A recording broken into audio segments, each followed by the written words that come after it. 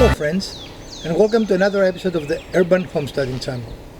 If this is your first visit to our channel, we want to extend to you a very warm welcome and invite you to watch any of our over 600 videos arranged for your convenience in playlist, as we are confident you're going to find something both useful and entertaining to watch. If you've been here before, welcome back. If today is your birthday, we want to wish you a very happy birthday. So we went to our local big box store and we purchased the material we need for our project today, and this is all we're going to need. We will need a 4x4 pressure treated, 2 blocks of concrete, some Quikrete, and some post tabs, right? And here, I mean, you can do whatever you want. You can go more elaborate, you can go simpler. We went kind of middle of the road with most things, right? I mean, right. The middle of the road cap. And one more and of thing. course, yes, I forgot. And this is a hose reel. And why we need a hose reel, you will say? Well, come along.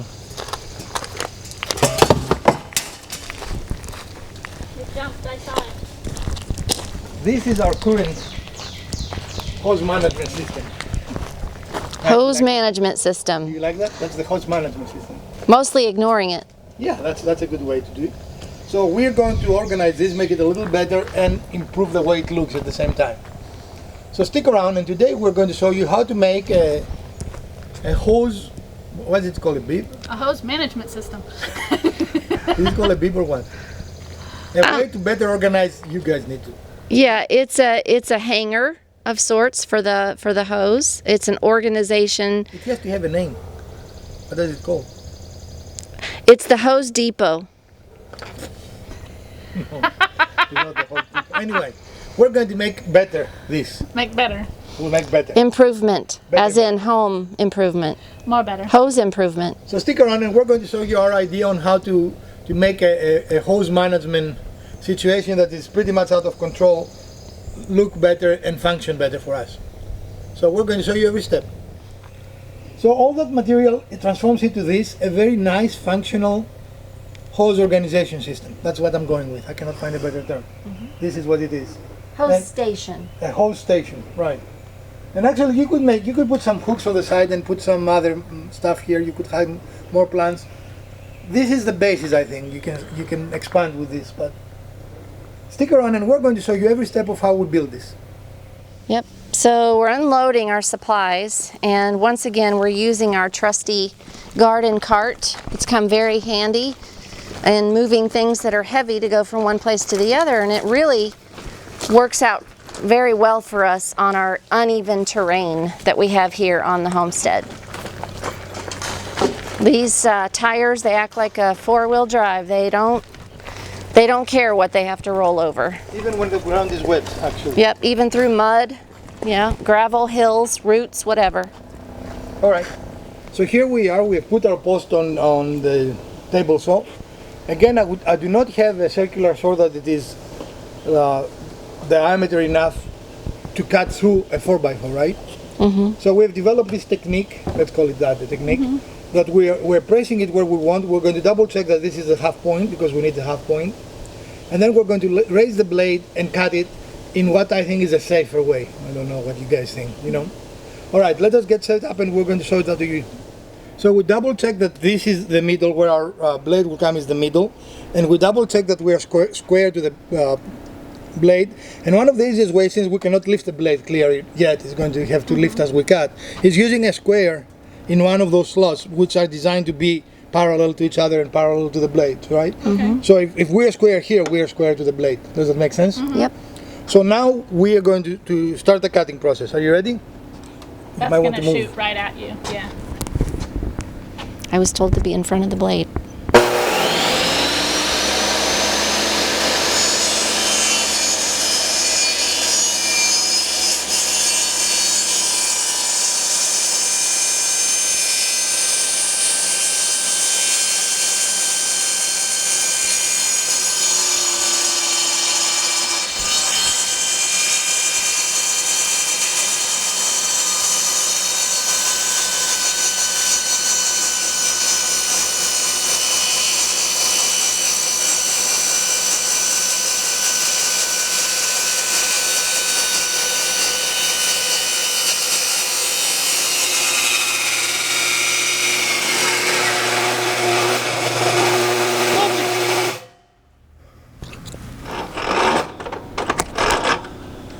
So what happened there is the tension of the wood pinched our blade, right? And here you do not try to correct everything. Stopping the saw is the only solution, right? So what we're going to do is we're going to rotate it, try to put it as precisely as we can, and cut it on the other side. Usually this is the first time we had this happen actually. Usually we'll go through the whole time, and we have supported well here, and Elpida is on the other side. So it's not anything we did, it is the wood, right? It's very heavy, and as it, I think it's still a little wet too. It is very wet actually. And here you can see it actually, look. See how it pinches? Yep.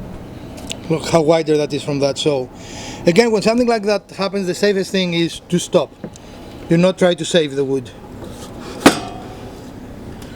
All right, now we have to eyeball. Okay, that's it.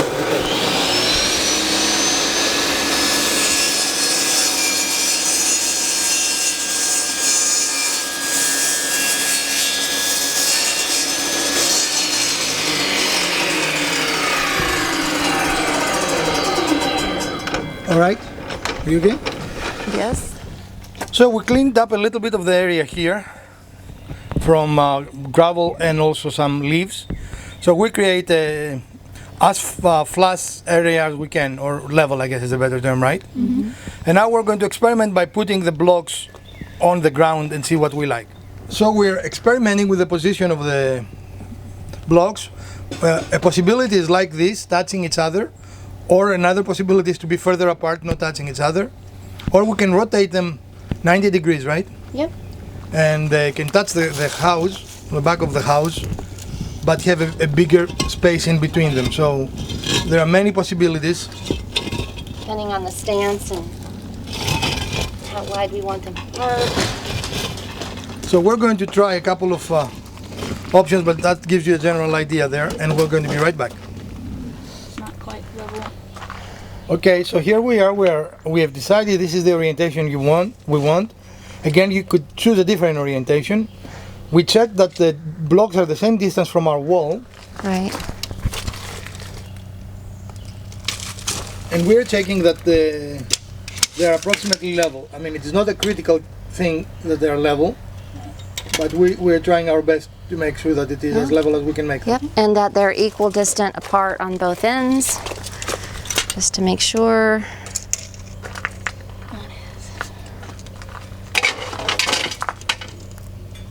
This one actually a little further out. Okay. Tap it in a little bit. So you want them that far apart, right? There we go. And then the wire hose holder will sit in the middle on top of the structure. Awesome. So there will be 2 posts here. Then there will be cross members. This will be mounted to the cross member and it'll sit in Yep. between. Okay. Awesome. So we're doing some dry fitting tests here. We put the cap temporarily on, and we are looking where we're going to put the horizontal member. And this is where the actual hose will actually rest, right? The actual. Actually. So this is a matter of taste, I guess, right? There's no Yeah. right or wrong. And keeping in mind that we're going to have the post inside the cinder block, and it will be so that won't be the whole post won't be visible, Right. like as part of an aesthetic. I believe they're about what? I think it's 8. 9, I think 10 it's 8. inches, somewhere like that, tall. So then we have this much, outside of the concrete. So, and again, it's just a visual taste kind of thing. I think that's probably as high as I would want to go Okay. Okay. from the top.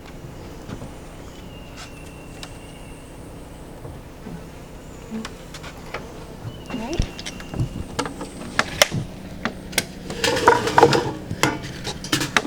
Are we flush there?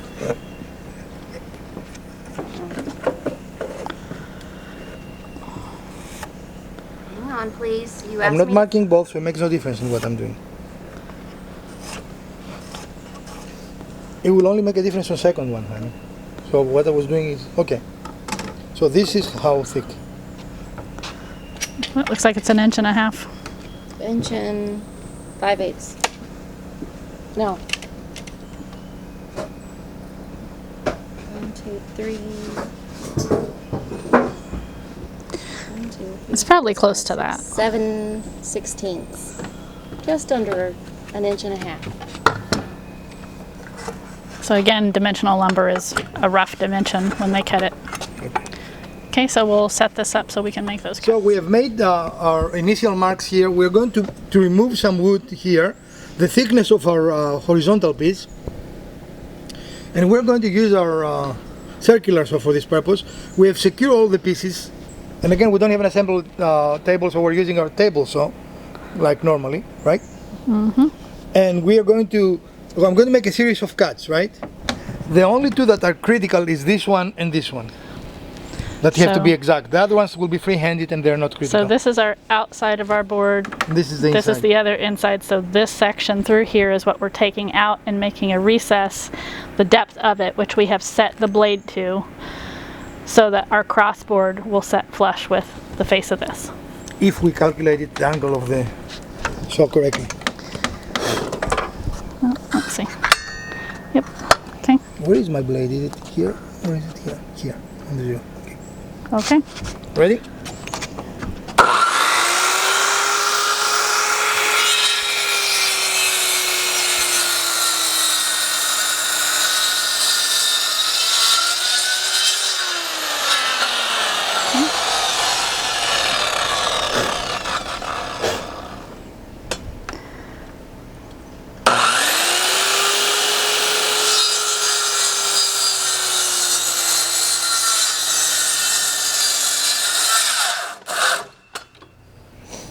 And now we're going to just cut in between them, right? Because the intention, once you cut all these slots out, is just to knock them out and then Right. maybe shape it up with a chisel, right? Mm-hmm. Okay.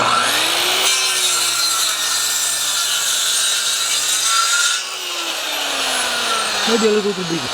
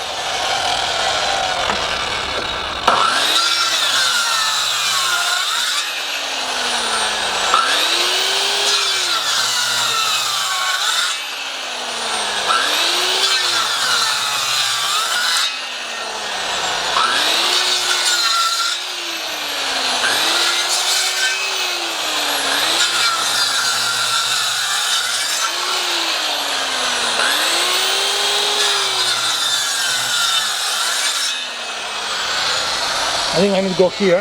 Yeah.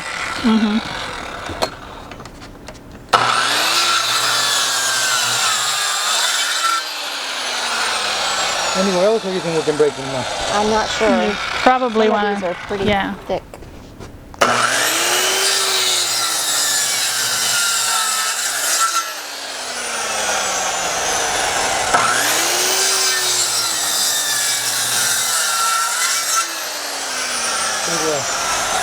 Okay.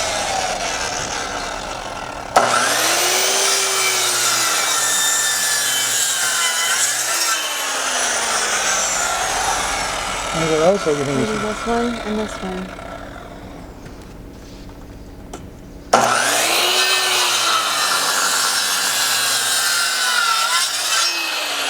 Which one?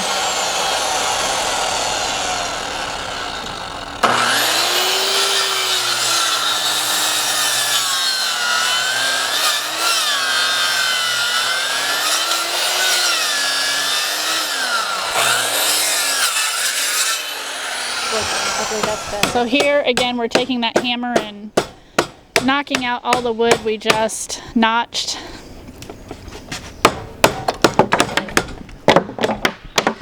And as you can see, it comes flying toward you, so do be careful. If you are the camera person, be careful. Yes. This is somewhat satisfying, oddly satisfying actually, right? I'm sure it is. I don't know why.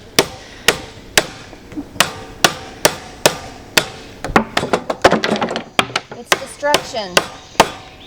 I think I moved it a little bit. You did. You have. But that's all right.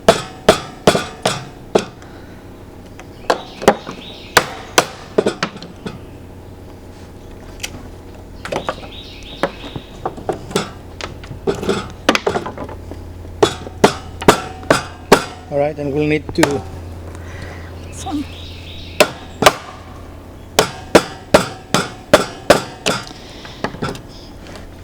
And again, you can see that this is now, And this is not a mistake actually. We just moved it, so right.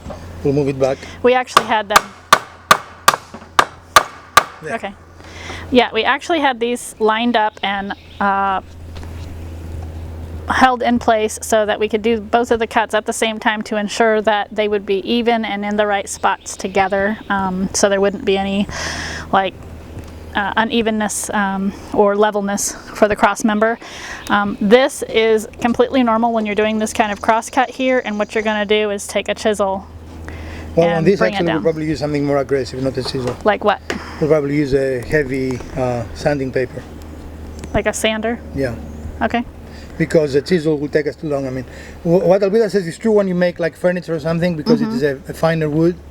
These are just too big to just use a chisel, I think. But if we have anything like after using the sander, the chisel is still a Yeah. good idea because it can smooth things out a little Yeah, bit. absolutely. Okay, so we need to get the sander.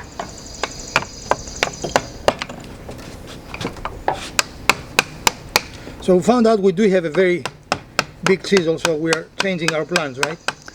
Yeah. And by big, we mean we have a wide blade, so it'll Right. take out, Because I was thinking we didn't have such wide blades, so right, so it'll take out quite a bit of the material at once. Whew. you are in the line of fire there. I'm always in the line of fire trying to get the good shot. That's what the is camera just person does. too wet. Okay. What?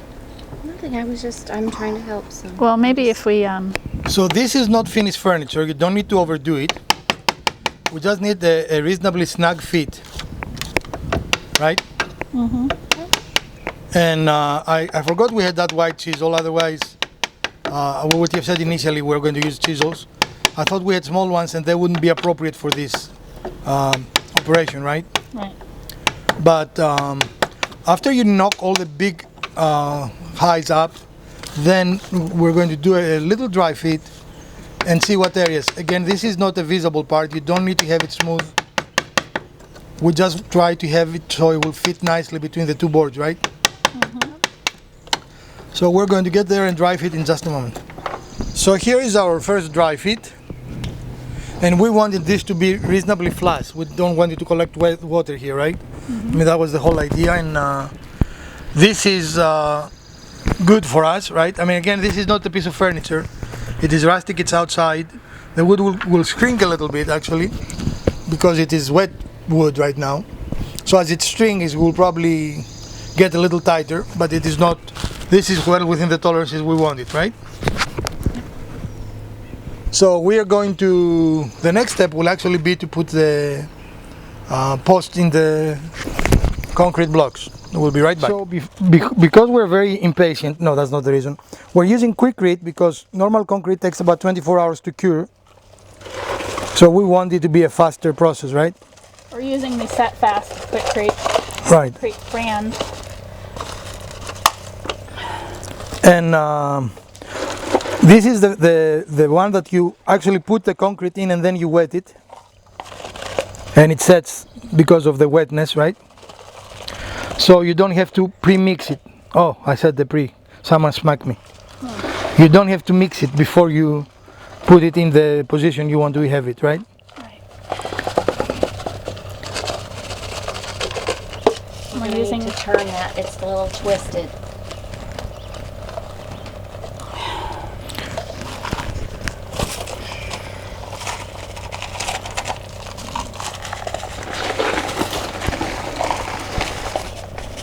put some Quikrete on the front holes as well to add a little more weight to the system. But we are going to try to make planters in the front, right? So the next step for us now will be to wet the concrete, the Quikrete. And we're going to do that. The directions of your specific mix, how to mix your concrete. We follow the directions of our Quikrete, and this is quickly setting, so it will not take us too long.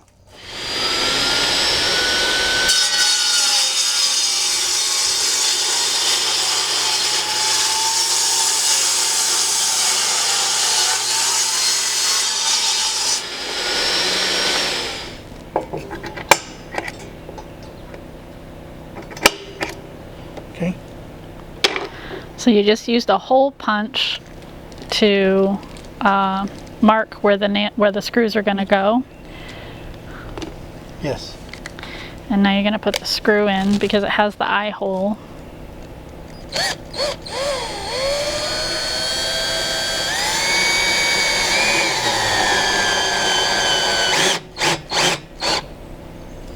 Try to see if that's down enough, or we need to.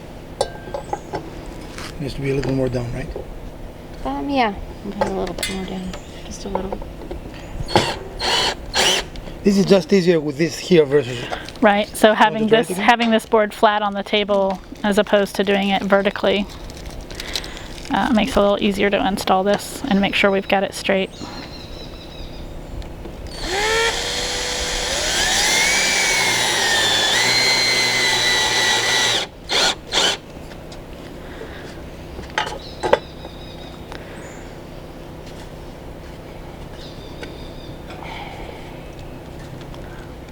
We needed to adjust this bracket a little bit, it was a little bit bent. And again, another reason why this is better done here versus there, right? So now it is correct. This is plenty secure, we don't have to have them tight anymore. So the next step will be, I would like to start the screws here and then take them there and screw them in, so we don't have to press against the material a lot, right? Okay, cool. All right, so let's do that. Or you want that one?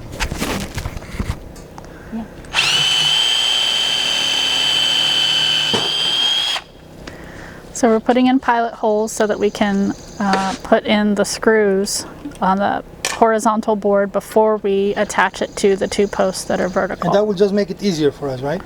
Right.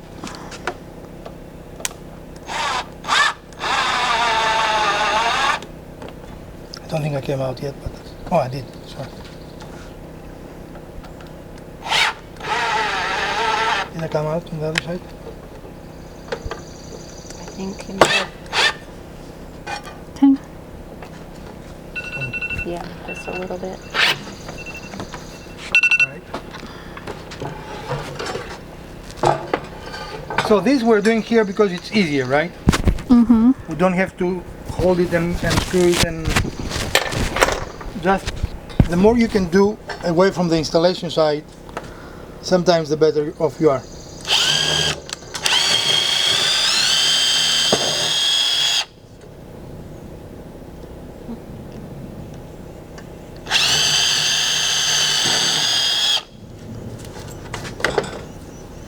Now 2 screws are plenty. These are decking screws. They're very strong, so you don't need to go crazy on the amount of screws here.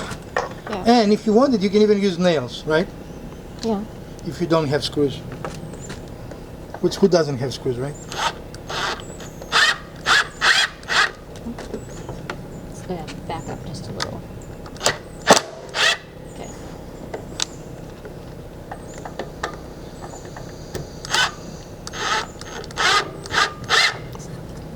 Yeah. So was the alarm something that we waited the 20 minutes recommended time that Quikrete indicates we need to wait before we put loads on it, right? And now we're going to go and attach this.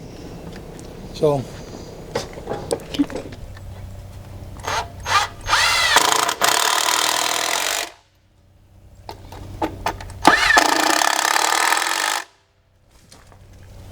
That was funny. what? Your bit came out. Yep. Okay. It didn't look like it sucked it all the way.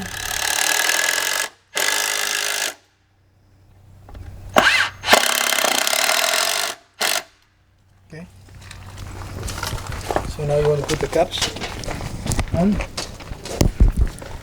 Well, this is the basic. It's very interesting that the quick read on the post has settled, but here it has not. So I guess that it is not really designed for wide areas. Okay. But it feels very sturdy right now. And this is the basic concept.